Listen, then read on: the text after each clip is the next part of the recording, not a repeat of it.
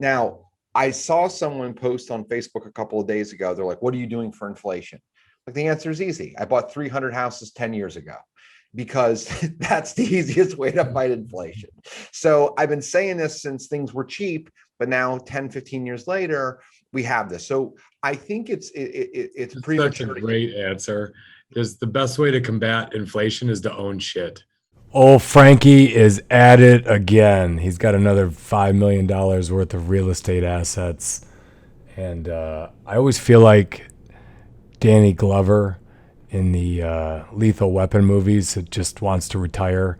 And Mel Gibson keeps dragging him back into danger. Frankie is bringing me along with him again. We're going to go raise $4 million in private capital for an exciting real estate deal, and we talk about how we're going about thinking about it, what kind of assets they are, how we plan to go raise the money, how we plan to pay back the investors, what the actual schematics of the deal will look like, what it's like to be a real estate operator, and what my role will be as a promoter. And we talk through this live before Frank and I even agreed to terms of what our two roles would be on this real estate, which makes this an interesting podcast in that we are literally forming the structure of what this next deal is going to look at as we record this podcast episode. So we hope you learn from it. We hope you like it, you enjoy it. Feel free to shoot us some questions if you have some. If you are one of our longtime listeners and you've not given us a 5-star review on Apple, man, it would mean the world to us. We're trying to grow this thing, and every little bit helps. And if you know someone who would enjoy this podcast, please tell them about it. You're listening to Let Me Speak to a Manager with Frank Cava and Ian Matthews. What a crock of shit. Yeah, that was hot mic, Sam. You can't say God on the air. Don't worry, nobody's listening anyway. Do it live! I'll write it and we'll do it live!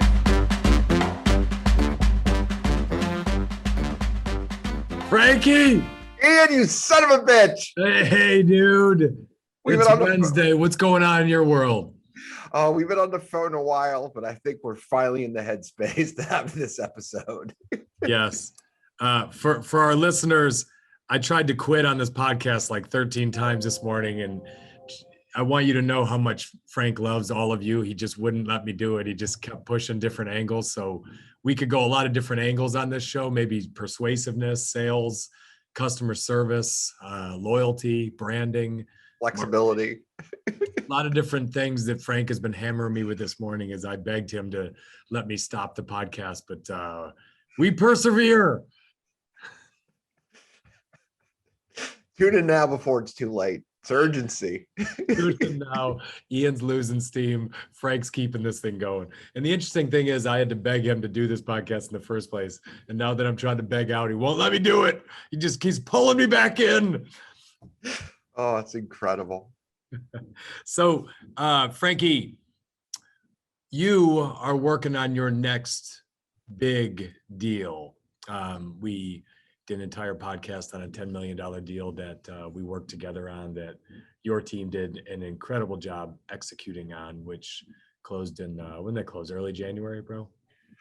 So we closed the deal in December of 2019. And then we raised $2 million private money. We bought 75 houses. And then we went through, did all the value add and everything like that. And then we actually physically closed the deal. It was a 24-month commitment. We closed the deal in January of 2021. So it was a 13-month deal with a pandemic in the middle of it. So we had promised investors a 25% cash on cash return, and we ended up, the portfolio performed at 30%, but there was waterfall. So everybody who invested $1 got back 28 cents on their dollar in 13 months. So that was kind of a quick overview. Gave everyone their money back a year earlier than we said. So it took 13 months. We had told everyone 2 to 3 years for that 25%. So that was a pleasant surprise that we were able to send people checks in January. I think our investors were so excited. They were calling and thanking us so much. It made us feel a little nervous, like maybe we're thinking that money wasn't ever coming back or something. one of our investors flew us to Chicago, and we had bottles of wine and incredible dinner and like a closed restaurant that he owns. And we're like, well, he was clearly pretty happy to get his 250 grand back. You have traditionally, your business, Frank, not unlike all businesses, you have traditionally relied on outside sources for financing because just the sheer volume of deals that you do in a year is pretty crazy. But typically, you're looking at various mortgage lenders, portfolio lenders. You've worked with hard money lenders, which are more short-term kind of bridge financiers that'll hit you with, usurious terms almost because they need their money back relatively quick. So you've used financing, and now that you've done one syndication where you had investors providing a lot of the financing that just closed in January, you're looking to do it again, and you have a portfolio in mind already, or are you going to go out and find the deals? So we talk a lot about business and general principles and practices on this podcast. What we talk mostly about is kind of it's a combination of things from management to business startup, psychology. It's more about management than it is about deals. But I think it makes sense to take a quick step backwards. So I am what is called a real estate investor. I'm in a mastermind group that I help run that's for real estate investors. We are a segment of the audience. We are not realtors. We're not builders. We're known as investors. We're most commonly seen as the people who run house signs that say, "We buy your house fast and in cash." So at its core, my hub, if you will, is we are direct to seller marketing and advertisers, and we look for distressed or underperforming real estate assets. That's the core of my business. Now, most of the people who are hobbyists, or most of the people who don't really take this to the next level, stay there. What we did pretty early, you know this, if you listen, that Ian and I both worked for Ryan Homes for years. So with 12 years of experience at Ryan Homes, what I did is I learned how to develop, I learned how to build, I learned how to sell. I took all of those skills and I compartmentalized them into this business. And I didn't want to just have a one-legged stool. In 2009, when I started this, I was working for a publicly traded company, and they got destroyed because of the downturn. And like, we went from 62 divisions to 29, our revenues got cut in half, and they had $1 billion in the bank. So my philosophy was, I need to add protection. I need to have a four-legged stool. So my stool was wholesale, fix and flip, rentals, and education. And I figured as long as I could tell a compelling story and I spoke English, I could go to a place that spoke English and talk about this, and I could collect a paycheck. So that was at its earliest, Ian. Now, I saw someone post on Facebook a couple of days ago. They're like, "What are you doing for inflation?" Like, the answer is easy. I bought 300 houses 10 years ago, because that's the easiest way to fight inflation. So I've been saying this since things were cheap, but now 10, 15 years later, we have this. So I think it's premature. Such a great answer. Because the best way to combat inflation is to own shit. That's the best thing, is to own shit. Don't own cash, own assets, because they go up in inflation. That's it. So I think it makes sense to start there with the business, because I had a mindset to be different than my peers in this space. And I come from the best in breed home builder who preached being conservative. And I didn't have $1 billion when I quit. Thankfully, I had some money, but what I wanted to do is I wanted to not lose that money. So I found assets that I could get in and out of. Worst case, I would break even. I wouldn't lose. And what that became is the business that you see today, with nearly 40 employees and these bigger deals that we can kind of chomp up. But it all started with those small fundamentals. And now 12 years in, we can look at way bigger stuff, because we have the right fundamentals. We got the right people. We got the right team. We have the right process. We know what to say no to. And what we do, the building that we're going to talk about today, it's a series of buildings. These are all existing buildings. Before you get into that, Frank, I wanted to ask you this, just because there's different parlance in your industry. I would consider you an operator. Now, Are those two terms, investor and operator, used interchangeably in groups that you run in? Because I think it's important if you're listening to this and you're thinking, oh, I'd like to get into real estate. Most people that get into real estate, I consider speculators. I don't consider them investors. They go find a deal on the MLS, they buy it, and they hope they can go sell it for more. And irrespective of fees, hope they net a little in their pocket after taxes. Right. Yeah. You're very far from that. And so I think the average person that doesn't know what you do, they hear investor.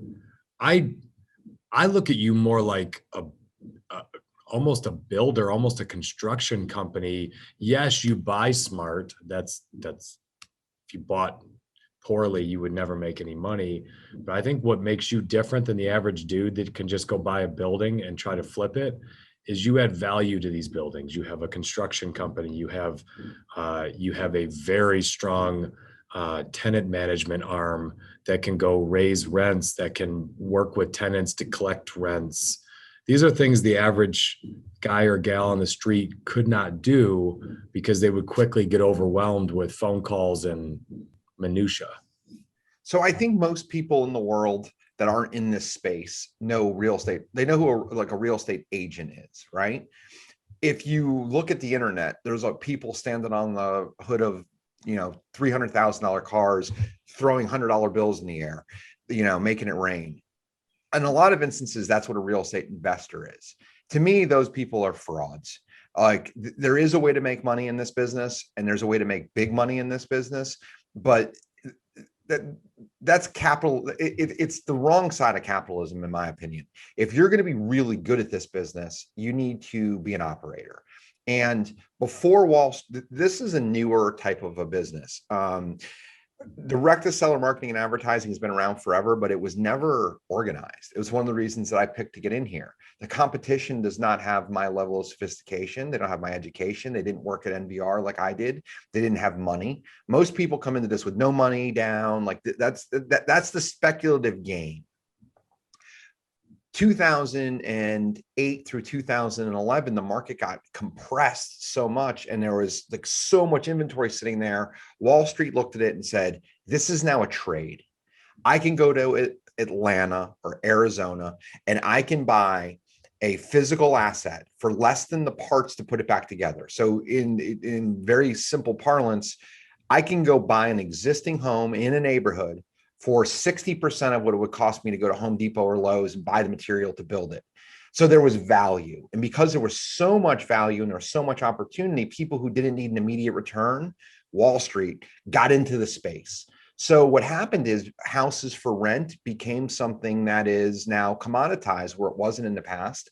And this is relevant for this because in the old days, you didn't have to be sophisticated and you could do well in this business. Now you must be an operator. If you aren't an operator, you might get lucky, but you're going to get sniffed out by somebody else who's figured this space out better than you have. You can't just be an investor. You have to be able to add value to the property. Correct. Or you can be someone like before you'd quit your job, you would be perfect. I've got people that buy turnkey houses from us, right? They live in California. They live in expensive markets. They have some people have like 125 grand in their IRA. So what they do is they buy a house from us that has an incredible return. It's got a 20% cash on cash return. That is investing.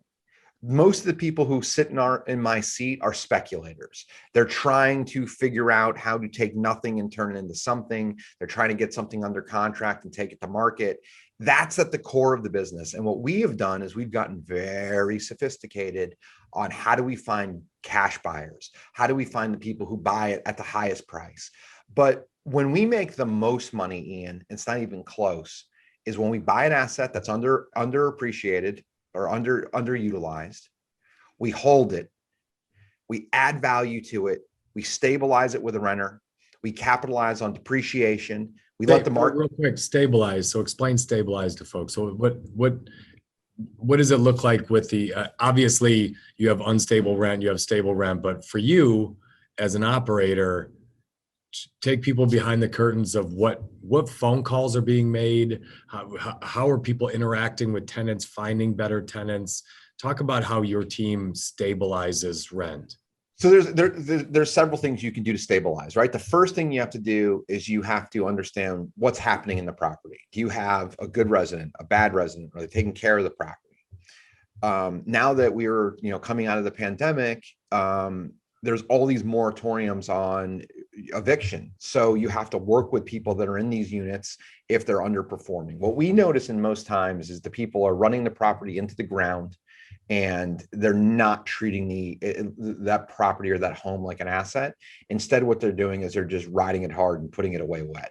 So in some instances, we rarely buy houses with residents in them because getting them out is hard. So what we try to do is buy something that was a tired landlord who's not great at management.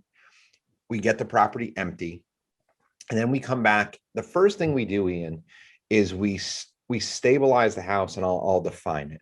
We make sure that the roof doesn't leak. We make sure that all the major systems work. We make sure that it's safe. We make sure that it's attractive. And then what we do is we make sure it's energy efficient, which you might not think about.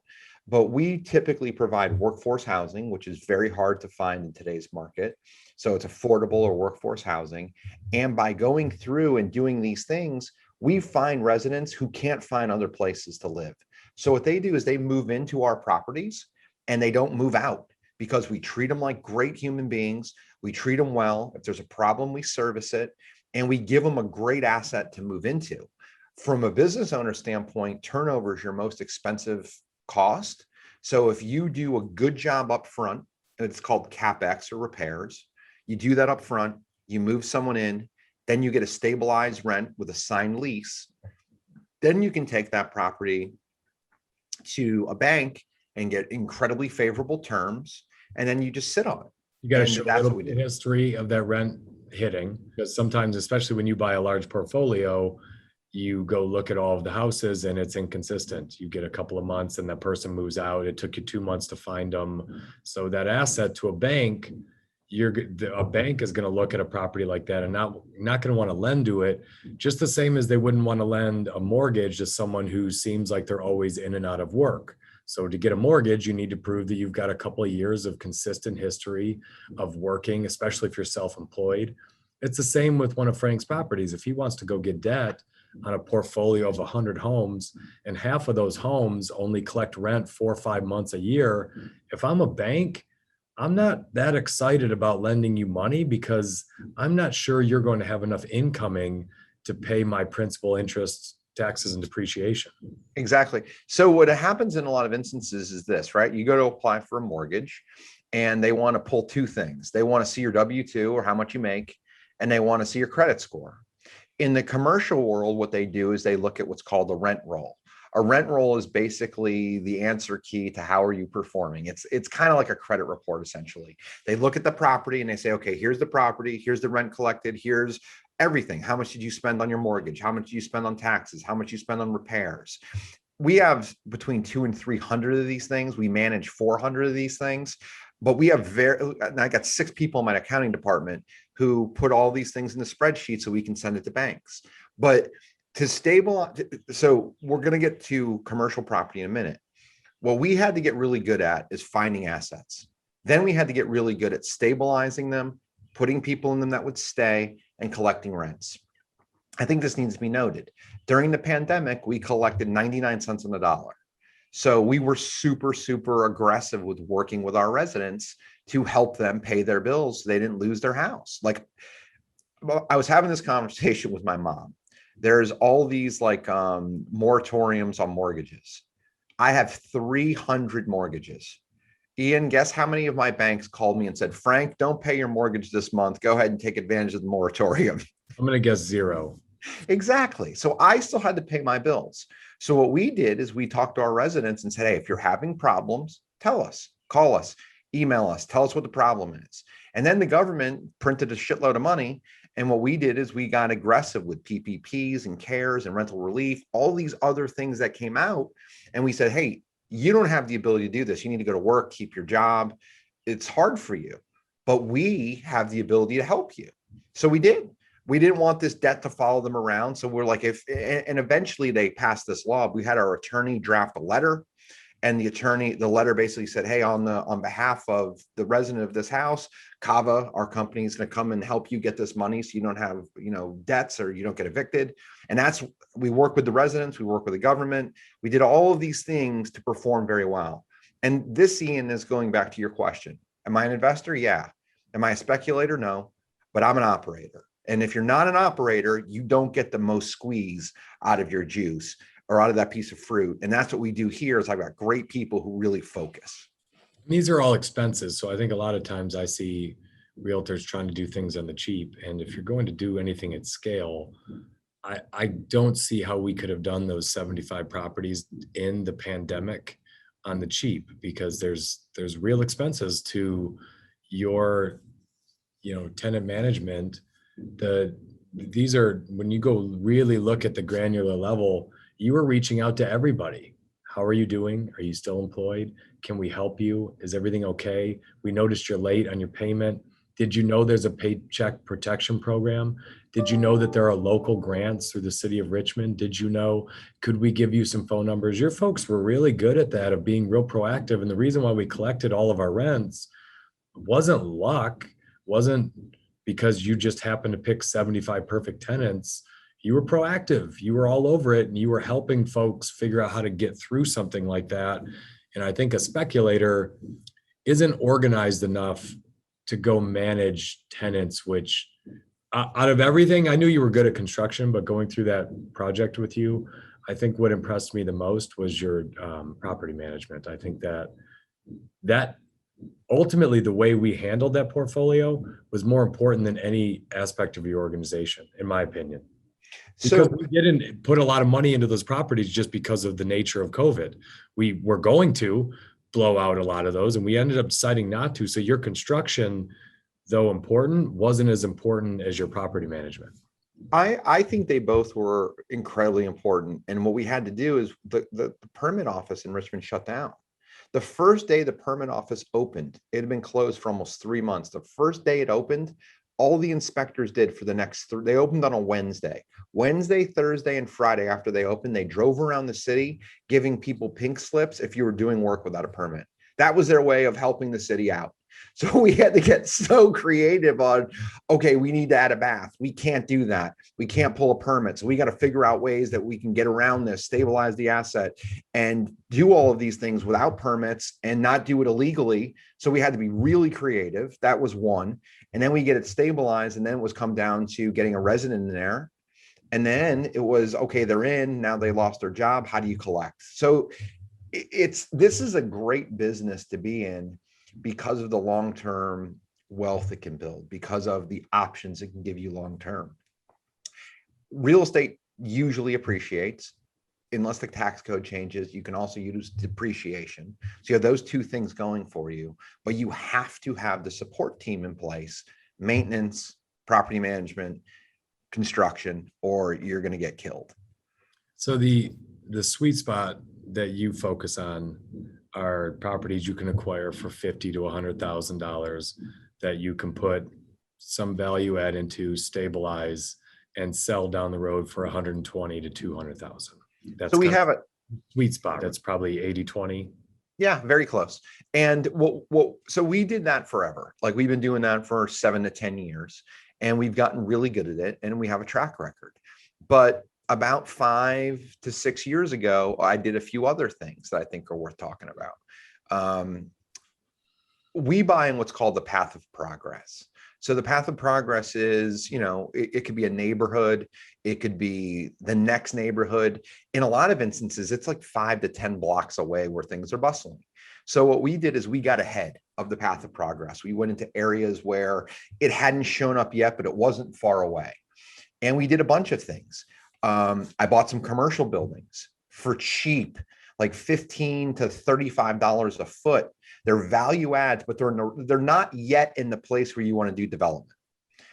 I bought a bunch of lots. The path of progress, the POP, these are still places where you might get your rims stolen if you park your car long enough on the street. Maybe, or it's not there yet. it's not, no one's really quite living there, but you see the neighborhoods around it are starting to converge on it. So the best example, the first two examples in Richmond of the path in progress were North Side and Churchill. North Side's harder to explain, so I'll explain Churchill. Churchill has kind of four borders. It's got a river, it's got Broad Street, it's got a highway. And the closer you were to Broad Street 10 years ago, the better off you were. So like you didn't want to be past the 400 block, some 4 blocks off of Broad Street or to Broad Street was good. But the 5 and the 6 and the 700 block wasn't. But about 2 years went by and the 600 block to Broad Street was pretty good. So what I said is, well, unless something major happens, 7, 8, 900 blocks are probably going to be good too, but it's going to take a while. So we'll buy those assets and hold on to them. And yes, you might get your rim stolen, but most likely not. It's not quite that bad, but it could be. And we've had a ton of stuff stolen, HVAC units, the whole thing. But that's a place where you hold on to the asset. You wait 2 or 3 years. The market comes up around you. And instead of having the nicest house on the block, you have the worst house on the block. And then you go in, you spend 100 grand and you sell it. And you make a fortune. And the other thing that's cool about that, Ian, is the way the tax law is structured is that's capital gains. Capital gains are taxed at less than ordinary income. So it's not a matter of what you make, it's what you keep. What you keep. Yep. Yeah. So these things all work together. And it's important to know that just about everyone in Congress owns real estate in some way.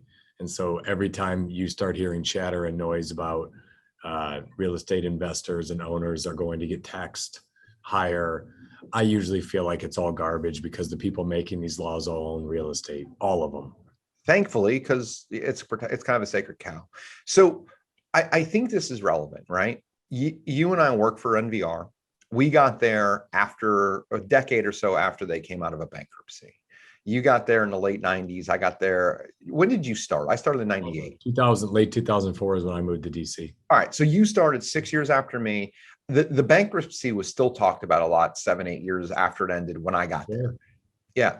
So what they taught me was to be conservative. And they taught me that the way to lose money is to buy raw land that you sit in entitlement for years, and you're going to have problems. So what I noticed in like 2015 and 2016 is there was one-off lots all around Richmond. One-off lot is like just a vacant parcel of land with either trees or, empty beer cans between a bunch of houses. And these things would be, on the 1100 block when the 700 block was coming up. So I started buying lots for cheap, like $3,000, $5,000, $7,000. We own 150 of those now. And my average cost is less than 10,000 bucks. And I owe like 200 grand on all of them. So, and I just kind of continue to accumulate them because I was like, these are really cheap. They're not in good areas now, but they're going to be in better areas. My company isn't sophisticated enough now to capitalize on this, but I'm going to hold those. Then what we started to do was we bought some commercial stuff. We talked about this morning on our team call. We have 1301 North 30th Street. If you go back to the tax record, you can find a picture where like chicken was like 22 cents a pound. Like the building's been around forever. And what we're going to do with it is we sat on it for years. Like I've got a friend who's also a developer and he calls me up like 4 times a year. He's like, when are you going to do something with that piece of shit? And I'm like, when you build more houses, I'm going to wait for you to do everything. I bought this building for 37 grand. I sat on it for 4 years. And now what we're going to do is we're going to have 1,000 feet on the ground and then 2 apartments over it. And it's going to be mixed use. And there's beautiful houses in every direction. We own like 4 of those. We also own this incredible church. We bought this church for 300 grand. It's 10,000 feet. If I want to put this thing on the market today, I get between $1 million and $1.5 million for it. And I've been riding it out. What did you pay for it? 350, 335, something like that. It's already tripled in value. But talk about why it's tripled in value a little bit. When you bought it, it had some hair on it. And it still does. So it had all kinds of issues. It had all this like pigeon poop to a point where it was toxic. You couldn't go in there without a mask. It had all this like stucco was falling off of it. It was in terrible shape. But if you looked at the asset, I bought it for less than $30 per foot. The numbers matter. At $30 a foot, you can't build anything. Like that thing isn't worth $200 a foot the way I bought it, but it's worth more than 30. That's the inverted relationship that Wall Street saw, why they poured into housing. So I looked at this thing and I said, okay, it's incredibly well located. It's a monster. It's 10,000 feet. I'm buying it for a discount, but it's zoned to church. And if it's zoned to church, you can't, I'm not I don't know what to do with the church, but I know how to convert it from a church into something else. So we hired an incredible architect. I'm going to get into that, kind of unpack it, Ian. I don't know if you want to ask me about it or I can just go. I think we unpack it now. Let's talk about it. So what did you do with this asset? Because So, when did you buy this? I remember this years ago, you showing me this church. we've owned it almost 4 years, like 4 years. middle of 2017. But So you showed it to me before you even bought it. We Yeah. took me around, you showed me this church. to put it in perspective, I bought this before I was married and before I had kids. I've been married for 4 years and I have 2 kids. So, and they aren't twins. So it's been a while, but that's the point of doing this is speculators need to flip and turn things quickly. I believe I'm an operator, but also a developer. And I think the path to wealth in real estate is to be a sensible developer. I want to have a very, very low downside. I want to make sure I can mitigate my downside. And buying an asset trading at 5 or 6, like you can't build that thing for $30 a foot. So you can't really get hurt. If the market appreciates, great. If not, what are you going to lose? Very little. So what we did is we put debt on it, we sat on it, and we waited. We went to the city and we had to get what's called a special use permit. And that changes it from a church to what we want to do, which is put a 15-unit apartment building in it. We hired this incredible architect who's done some cool stuff in Richmond. And I wanted to look something between like Venice Beach and New York. I wanted to be like grays and blacks and concretes and metal. And I want it to be a draw. I want it to be a place where people can go to apartments and live and really enjoy it amongst other things that look very different. So I wanted to be like an always draw younger people who wanted to be in the area. And that's who we hired. Then we got it drawn. Then we had to take it to permits. Then we had to go back to the SUP board and say, hey, this is what we're going to do. And that process took like 3 years. Now, this is just dumb luck. In that time, the market has gone bananas. And I thought it would go up. I didn't know it would 3x, 4x in value. But what we did is now we've stabilized this asset and we have blueprints that are approved by the city. So we can do a few things. We have multiple exits. I can take my blueprints and sell them to somebody else and sell it for 3 or 4 times, maybe even 5 times what I bought it for, and they would buy it. Or what I'm going to do is I'm going to develop it. I'm going to do all the work ourselves. We're going to then rent it ourselves. We're going to have 15 really nice apartments, one of which is going to have a view of the city off the back that we might turn into an Airbnb. And what in the old days with football, your quarterback threw the ball or handed off the ball and that was it. Then they came in with this thing where there's more athletic person plays quarterback, and that person does what's called the RPO. It's the run pass option. It makes the quarterback and the offense more dangerous, and it's harder for the defense to stop them because at the line of scrimmage, the quarterback can decide I can do one of 3 things with this. I could hand off the ball, I could throw the ball, or I could run it myself. My business is built like that. I want to be an RPO quarterback. I want to be able to make decisions and have 3 or 4 possible decisions with every asset. And that's how we position these. I talked about you could sell it, you could develop it, we could rent it. We can also turn into rentals that are higher end. I could put 5 or 6 Airbnbs in here. It's a little bit harder to deal with the management, but it takes the rents way up. So we have all kinds of win-win solutions. So you've got this church and you've got blueprints and you've got, you believe, a path to the right permitting where you could add a lot of value. This church could go from $400,000 of cost to you to probably a total exit price of around 4 million. So almost 10x with what, how much investment, how much money would you have to put in to get it? Call it 2. 2. Okay. So yeah. So our basis will be something in the 2.5 range. It's going to be 2.5 to 3 and it's worth 4. A damn good return. So you've been sitting on it. You've got these other 2 assets that are in maybe talk about those. So you've got these other 2 assets that are more commercial in nature than what you've worked with in the past. Not that you haven't worked in commercial, but not in your normal wheelhouse. Talk about that neighborhood, talk about the Amazon across the street, the Topgolf, all of it. So if you said, Frank, explain your rental strategy to me, and I had to sum it up, I would say this. We find distressed or underperforming assets. We add value. We charge a below market rent, and we retain our residents. That's our strategy. In a sentence, that's our strategy. So the buildings that we're talking about now are, and I have an interest in this corridor with more things under contract than we're closing on. But what we're going to have is we are going to have 2 commercial assets in the Path of Progress. That's on the backside of the hottest neighborhood in Richmond. And it's fronted by 100,000 feet that Amazon rents a significant portion of. And then there's a Topgolf close by, and then there's 1,100 apartments going in behind us. So the Path of Progress is a little bit before where we are, but it is surrounding us. And the reason I bought this building or these buildings is for this reason. The pandemic had happened. A-class rents are getting hurt. So A-class rent is your beautiful brand new building. You go into a city, it's a skyscraper with gorgeous glass and metal. That's an A-class building. C-class, D-class is, the stuff that's beat up. It's got crappy old carpet. The building doesn't look as good. So that's C and D class. So there's always a market for C and D class because it's cheap. And that's where people go when they're starting.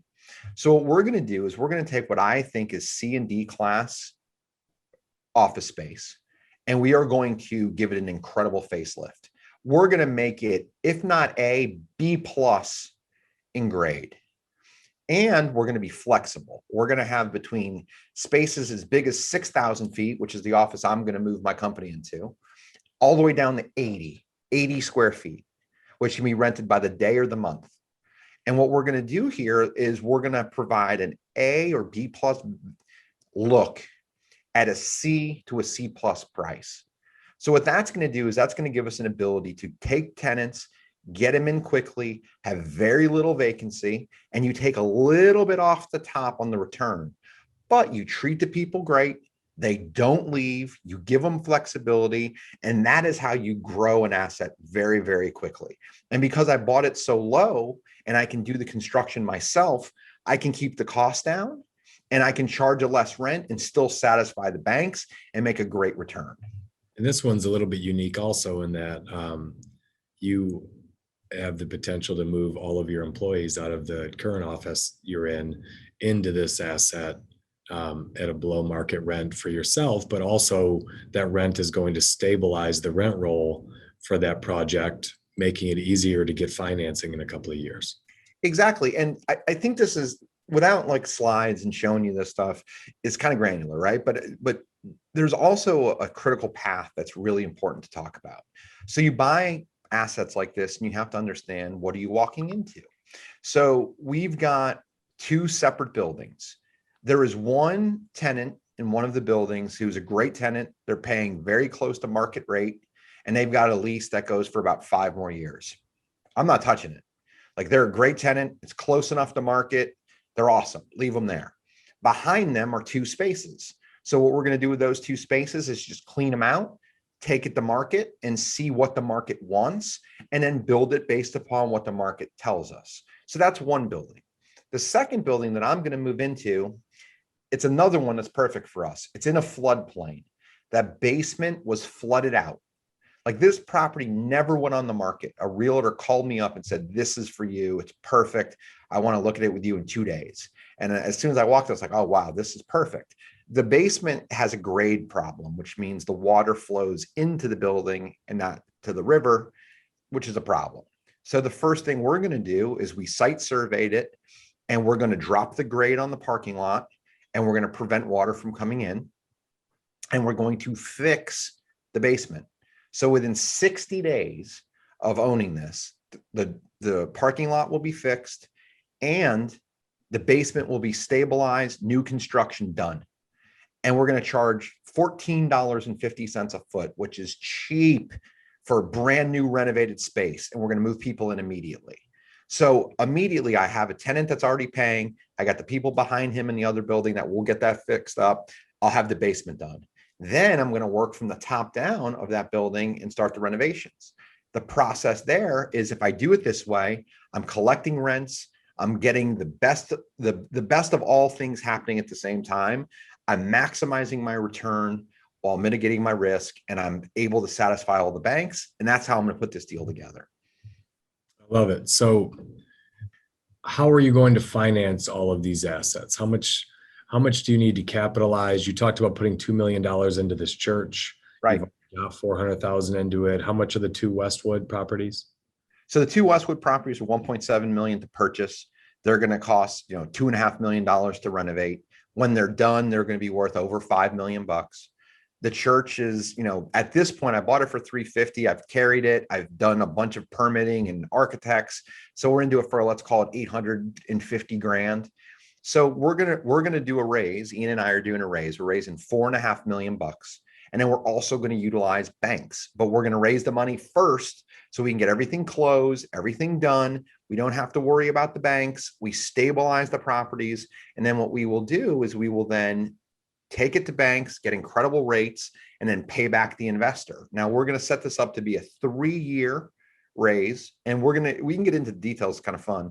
We're going to do I'll stop there. I'll let you ask me and guide me, but that's how we're going to do it. Yeah, we are going to get into that. So this is let's say we did one big syndication already where it was very straightforward. You put cash in, we had debt on an entity, an LLC. You were the management company. I was the manager of the LLC. Very simple. You give a return at the end, whatever cash is left after you've exited everything and spent, you give back to your investors. This one is a little bit different in that there's going to be Class A, Class B shares in this entity. But I also think what's important about this is I find this a very unique and fascinating model in that the goal is to use investor money to stabilize and improve the assets to where a bank will give you great terms and you can give your investors money back while letting them keep some of the upside in however long we want to hold it. So as an investor, I think it's a very cool model in that if I give $100,000, one, I'm getting distributions from Frank until he gives me that money back. But as soon as Frank can go get $5 million of debt at great terms because people have been paying their rent, I get my $100,000 back, but I still remain a percent equity investor in the assets over 10 years, even though I got all my principal back. So anything that happens after I get my principal back, in essence, my return is infinite because I already have my money back. That's right. And my hope, so I'll tell you a couple of things. I'm a huge proponent of masterminds. I have a relationship in a mastermind that has been great to me. There's a gentleman that comes to this mastermind who was a single family home investor, and he wasn't good at it. And he said, screw it. I'm not doing this anymore. I'm getting into commercial. And he got into commercial. Ian knows him. His name's Tim Bratz. He's a great dude. He's a great guy. If you're a real estate guy, he's a great guy to follow. Tim Bratz, Bratz, any of his social media. He talks a lot about how he runs his business. Fantastic guy. He gives a lot away for free. He explains it. And what he does is, this is his phrase that I love. Wealth is like sunshine. There's enough to go around for everybody. And instead of having a pessimistic attitude, he has a very opportunistic attitude. And what he does with his deals is he structures them the exact way I'm structuring this deal. He brings in the investor. He pays an above average coupon or return during the stabilization. When everything is stabilized and the asset is then, the money is paid back, you get to stay in the deal and you get to get some of the winnings. You have none of the risk. You have all of the upside, and it's proportionate, but you do get some upside and you get your money back.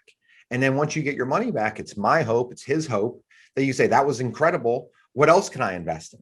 So you're continuing to get checks over time from us, and you're taking your money and then redeploying it. And this is a strategy where instead of having to raise, let's just say you had to raise $100 million in a decade, if you do it this way and you can repay it and do turns every 2 or 3 years, you can raise a third as much. And you have a group of raving fans who want to reinvest with you because they've seen you perform. They understand it. They give you the latitude to run your business. It's one of the reasons Ian and I are doing this again. All of the investors that we worked with last time are in again this time because we communicated really well. We did what we said. We were better than we anticipated. And that's kind of the goal here. I think also for me, so I'm a term in any business really, but as a real estate investor, I'm acting as a promoter. So all a promoter does is raise money. I acted as a promoter with Keep, which is our technology company that we've talked about. So I went out for David and raised the money. I called people I knew. I had a prospectus, I had information, I had marketing materials, and I raised money. I did the same with Frank. I've promoted my own deals, which are collision centers, equipment rental companies, large commercial deals. But as a promoter, what I appreciate about this deal is my question I always ask to Frank when I'm going to go ask friends about their money and put my own investment capital is what happens if things go wrong? How long is my capital tied up? How long am I putting people's money at risk? I like about this deal is it's a long-term hold for Frank. So we're looking at these 3 assets, this church, we'd like to hold this thing for 10 years. We'd like to own these assets by the Top Golf and the Amazon because of what Frank talked about. It's in the path of progress, but the path of progress is going to take a decade for it to really see itself out. So we don't want to, sometimes when you go take investors' money, there's a lot of pressure on you to go give it back right away. Well, there is no pressure now because we are planning to give everyone their money back in 3 years if we can, as fast as we can get the rent stabilized and put debt on it, we're going to give everyone their money back. But for me, I can go get the same group of investors to capitalize and fund 3 or 4 of Frank's deals over the next 10, 12 years, and they keep getting their money back every 3 years. So I don't have to keep asking them for another $100,000. We'll give them their $100,000 back and I'll say, do you want to spend that on something else? Because we got another 4 million we're raising. Great. But for them, they get some of their money back right there, but they also stay owners in those 4 projects. So that $100,000 can get them equity in 4 or 5 deals in 10, 12 years, which is incredible. If you think about that return, you just keep putting the same, everything in business is about velocity of money. How fast can I turn? What are my turns on cash? And the way Frank is proposing this, even though your equity stake gets a little bit smaller after you've been given your capital back, which makes a lot of sense because you have none of the risk. Once you get your capital back, you might still own an equity stake for another 8 years. But if Frank's deal goes to 0 and he goes bankrupt, you have your capital back. You have no risk. There is no way that we can come back and say, give us some of that back. That's not the deal. The deal is you get your capital back in 3 years and you retain an equity stake and some percentage of the rents for the next 7 to 8 years, which for me as a promoter feels very easy to go out and talk to people about. And it's also a reason why I'm going to put a significant chunk of my own capital into this deal, because I personally feel like it is a very safe deal for one. I do want to talk about safety. So one, Frank is a conservative person who was raised in a conservative household, whose first job was with the most conservative company in the real estate industry because they went through a bankruptcy and everyone who ran that company was conservative. So everything Frank's ever done has been about first do no harm, right? First lose no money. So I know whenever Frank brings a deal to me, he has a very strong margin of safety in it and in a wide moat. But the other piece of the safety for this to me is the time in which my capital is going to be out is limited by the nature of how quickly we can go put debt on the deal and Frank's relative confidence that he can get the rent roll stabilized quickly. And he's done that so many times over a decade that I just feel very confident he has the staff that can go do that quickly and competently. Right. And the other thing I'm doing here is I'm telling the investors 3 years. If you're an investor and you're listening to this, my goal is to get you your money back sooner than 3 years. I think I can do it in 12 to 15 months. 12 to 18 months is my goal. But think about that. In 12 to 18 months, I exceed expectations. I do what we say we're going to do. And the rents that I have projected here are conservative rents for today's market with no appreciation. And my debt service coverage ratio, which is a complicated way to say, are you collecting enough rent to pay all your bills? A bank wants 1.2 to 1.25. So I'm going to get granular, but I'm going to explain it quickly. If you have a mortgage of all your expenses are $10,000 a month, the bank wants you to collect 1.25 times that. So $12,500 to satisfy that $10,000.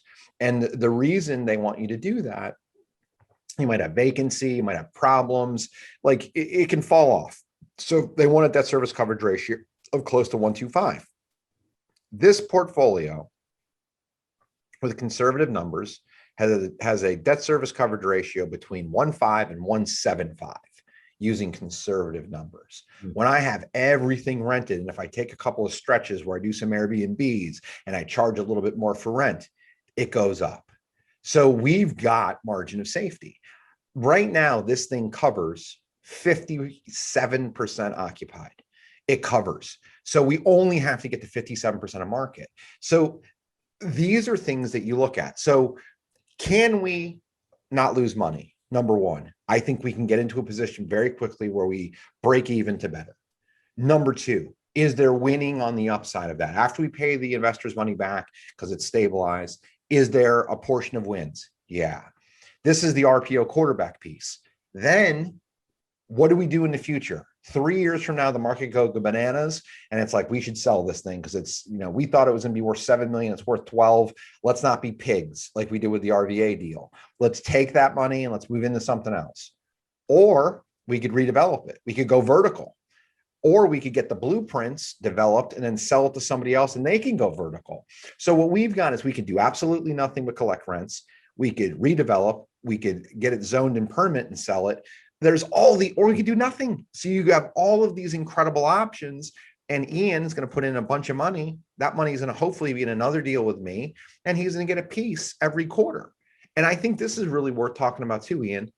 Our attorneys drafted this. We're like, we'll pay annually, or we'll pay every half year. And we're like, no, we want you to get winnings every quarter. We're going to give you a check every single quarter. So you remember that we're doing what we said we're going to do. We're performing really well. Ian's going to write a cool little couple of paragraphs and say, hey, this is where the deal's at. Because then there's a visceral connection. Yeah, I think that's right. And I think, for an investor, what we're going to ask for is we're going to ask for, a minimum of $100,000, but that investment is going to get you an 8% pref dividend, and all pref is preferred. So all that means is that's a floor on what you're going to get paid. You're going to get paid. So if you put in $100,000, that means you're going to get $8,000 a year in payments of $2,000 every quarter. You get that until we give you your capital back, which is when we refinance it. So at that point, so let's say you hold this for 2 years, you've made $8,000 a year. So you've made $16,000. You now have your $100,000 back. You're going to continue to get a small percentage of the rents a year, might be smaller, like $2,000 a year, with no capital invested. You're back spending whatever. You're still getting checks. It's almost like having worked for Ford and you kept getting a pension for years afterward, even though you're no longer working or have your capital invested. Right. And then at the end, when we sell, you still own and retain a percentage of the equity. So you may get at that point another $15,000, $18,000, $20,000 with no capital still invested at that point. That could be 5 years down the road, 7, it could be 4, it could be 10, but you'll still get that piece and you'll have invested the 100,000 somewhere else. So cash on cash, depending on when you exit, you can make 30 to 35%, maybe more on it. But the fascinating part of this is you only have your capital at risk for 1 or 2 years of a long-term investment that you still get that return on. So I've got a guy that just started working for me. He used to work for Ian. Ian called me up. He's like, this kid's incredible. He found me through also subscriber of the show. Right. He found me through the podcast. He liked what we were doing. He's in my market. And I was sitting in his first day. I brought him in. I said, you're going to sit in a bunch of meetings and kind of watch me make the sausage. And then I'm going to send you out in your job. And I'm going to give you 2 days of kind of seeing what I do under the hood. And he's like, oh, we do deals like this all the time. I'm like, yeah. But now you're in the room where we make the deals. So this is the hard part. I think the real estate's the easy part. I got all the people. I got everything.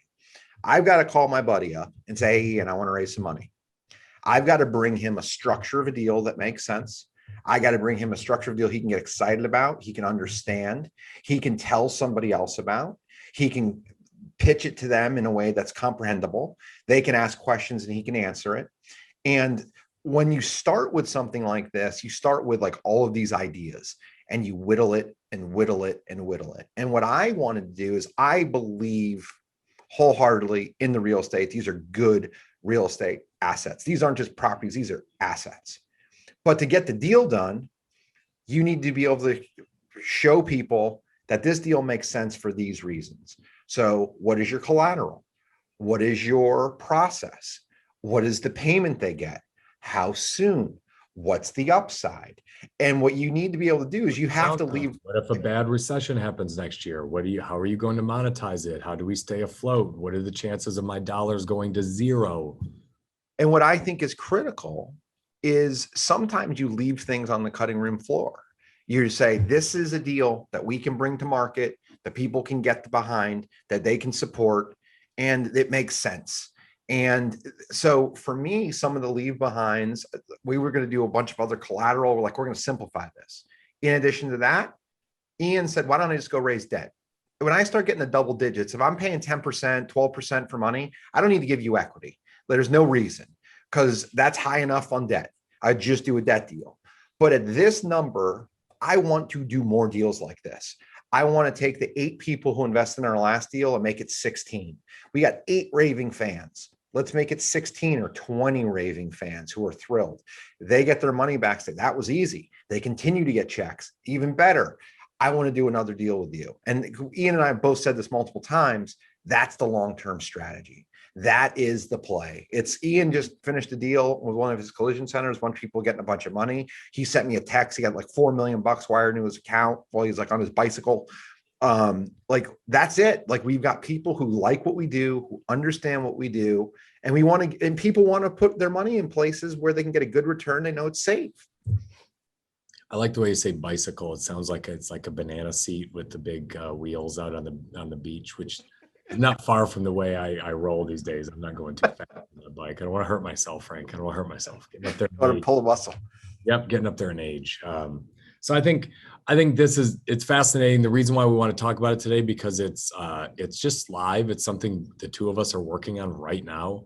It's big, and literally we're making it up as we go. We have a note, a term sheet, a PowerPoint. Frank sent it to me. He's revised it 3 times. I'm going to retype a lot of it today. I'm going to be putting it in front of my attorney to look at it, because we're kind of making up the terms. Like, hey, Ian, how do I make this sweet enough to make you go out and typical Frank, he's always sliding in. I was just joking with him. He's always kind of sliding into home head first. Dude's got a lot going on, but it's like, and can we get some of that money in 2 weeks? So we're trying to figure out how to get him some of that capital. So how do I give him some of my capital that tied him over for a bit? And then how quickly can we go raise $4.5 million in total? And how much is Frank going to raise? How much am I going to raise? What is Frank's take? What is my take as a promoter? What is my take as a Class B shareholder? So I think all those things we're working out, we're figuring out of, how we make it work. But I think more than anything, I think the important piece that Frank just touched on, I don't promote something that I don't put my own money into. I've at least haven't so far. So if I call anyone, I always say my money's in this, and here's why I decided to invest in it. I would never go raise money for a deal that Frank brought to me that I said, I just want to get some fees for raising money, but I don't want to put my own money in a deal that's too hairy. Everything I've ever raised money for, my own cash has been into it, more than any other investor I asked. So I think that's it was important for Frank to get me comfortable with the way the deal's structured. And now it's my job to go out with Frank and kind of roadshow this and go raise the capital and get it closed. And then it's on Frank to go execute like he always does. And none of this stuff is easy. Like, we're working back and forth with different attorneys and all of that. But what the sausage is made like this. Ian and I need to be incredibly comfortable with what the two of us are going to do, how it's written, and it needs to feel bulletproof for us. And we don't always agree. We have to get to a point where we're on a plane where we now both agree. Because I learned this lesson. I used to pick all my selections on my houses, and then someone would come up to the house and ask the realtor, "Why is the siding yellow?" And I don't know. I think it was a dumb shit decision. But what I did instead is I took the selection sheet to the realtor and I said, "What do you think of these selections?" She goes, "Why is this yellow?" I go, "What color would you like it to be?" She's like, "I would like it to be gray." I go, "Okay, cool. Well, paint it gray." And if someone comes up to her and says, "Why is this gray?" She goes, "Because I picked it." That's what Ian and I are doing. We're locking in our commitment to each other and our understanding of the deal, and we're on the same page. Will we have arguments? We disagree with things, maybe. That's okay. But we're starting on the same sheet of music. And if someone asks me a question, I would say, "Ian vetted this." If someone asks Ian a question, you say, "Frank vetted this. He feels comfortable for these reasons." And universally, we can then bring it to market, just like he feels really comfortable with everything David's doing at Keep. Like, every decision he's not in on, but on a lot of them, he's there, he's checkpointing. And that's how you do this stuff. So you have to kind of get to, how do we get a deal done? How do we make people comfortable? And I'm excited to take Ian's money into this deal. I'm excited to give him a great return. I'm excited to pay him back and for him to call me up and say, "All right, Frankie, what's next?" Because that is how you build something with I scale. think it's important too to just state the importance of relationships, when you're going through something like this. So before any of the subscription agreements, operating agreement was written, before I signed anything about my shares, I wired $50,000 to David because the Keep account was getting a little bit low. And to that point, David had funded it all himself with cash. But I was sold, I was in, I was doing it. Now, am I saying you should do that with someone you've never worked with? No, I'm not saying that. But I straight up Venmo'd David $50,000 to keep the account going because we were paying engineers and everything. Like, that ended up becoming, so then when I did put the rest of my investment in, I shortchanged it 50,000 and we were good. But he's my homie. That's one of my best friends. I've known him for 20 years. I know his integrity. We've worked on a lot of deals. Same thing here with Frank. Frank, I'm like, "Frank, you're asking me to go raise $4.5 million in 2 weeks. To be realistic, what do you need to survive right now? You got to give me 60 days because it's too much pressure on people. You're asking for it." And he gave me a number and I laughed and I'm like, "Oh shit, why didn't you just say that? I'll Venmo you that." And we kind of laughed, right? But that's the truth. Yes, our lawyers are going to talk. Yes, we're going to work out some language. Is there any way Frank and I are going to get into a stalemate and screw each other? No, he's my brother and I've worked with him long enough where I just trust him and he trusts me. I will wire him some money because I know we're going to figure this out, and it's never going to come to a place where we can't figure it out. But I can't overstate the importance of trust and relationships in business, especially when you get into finances this high. Find people that you just, more than anything you value, you trust them. And you end up, deals happen faster and you work through them more when you have trust, and lawyers don't end up blowing them up for you. So we were talking in the beginning about direct seller marketing and advertising. You started to talk about different terms with cash and things along those lines. I've been in business now for over 12 years. And in that time, I've gotten more sophisticated and I can go to banks. I can do a bond offering. We can do these things. My first couple of loans, and I didn't used to go to Ian for money because Ian and I are too good of friends. I would never want to take his money in the beginning because I wasn't sure enough of the business. Now I'm sure enough of the business. An organization either. It was just kind right. of It was very different. Like, it was too risky to borrow money from you. And nowadays, if this thing goes tits up, as we like to say, I'll refinance something else. I'll figure out how to get everybody paid back. Like, there's no way this isn't going to work. But in the beginning, you don't have that ability. But what you do have is you find a couple of people who work with you and work with you well and believe in you. Now, you usually pay for it through the nose. However, I've had several investors that I've worked with, one in particular, where I've borrowed somewhere in the neighborhood of $50 to $75 million just from this one guy. The thing that is critical is to talk. If you're not going to hit a goal, if something is going to be missed, you call them ahead. Just an FYI, this thing is moving a little slower than I thought. It's not going to be this month. It'll probably be in 6. Is that okay? You always communicate. It's one of the reasons I love Ian on these deals is he's a great writer. He can put something together that's succinct, that gives a summary of where we are, because communication to people is critical when you have their money. So the relationships are big. The communication is what builds that relationship over time. I think I would agree with all that. So we are 2 weeks. So we are recording this on June 16th. By June 30th, we will have funded the first chunk of this. And hopefully by mid-August, we have the rest of the funding done, maybe late August. Well, I'll fund Frank enough where he's not sweating it too much. But by then we'll have worked out all of the legalese. We'll have put together a good prospectus for investors, a good marketing pitch. And I already have made my list of 30 people that I'm going to contact about this deal and who I'm going to talk to. I've kind of estimated what I think they're going to put in. I'm going to be disappointed with some, and I'm going to be pleasantly surprised that others say they want to put more in. And that's just the way it goes, and that's cool. But you know, the goal is that we have funded this, and then it's back to, you know, making sure that we execute. And that's always what it comes down to with investment. If you want to raise money, you do a good job on the one that you raised last time, and then you go back and talk to them about a second ride, and then a third ride, and a fourth ride. And I feel very confident we're going to figure out a way to give everyone their money back with a nice return on this one. The other thing that I think is critical is we're lined up to go. Like, we're closing this deal. I got to move back to 6:30. We're closing 6:30. We need some cash on 6:30. We talked about that. I can't pull a permit until I close, but I've done everything I can on my permit. The first thing I'm doing is regrading that driveway. Everyone's going to find out within 12 hours of me taking ownership of that building that we're doing the driveway. We're going to give them notice. And then within a week, the driveway is getting ripped up and we're going. Like everything, like we are loaded for bear. Like we are ready to rock, because you don't want to just show up and say, okay, what's our plan? You got people's money on the line. You made commitments. You need to be organized when you go into these things. And then the other thing that's incredible for me is if I have a problem, I call Ian, or if I have good news, I call Ian. He'll summarize it and write it. I get to go do what I'm good at. I get to go manage my team. I get to go make sure that we perform and operate, and we then deliver. And that's what a partnership is we all have lanes. Let's get in our lanes and let's go. Yeah, and this is Frank's business. Frank lives this 50 hours a week more. This is what he does. You know, I have multiple things that I work on.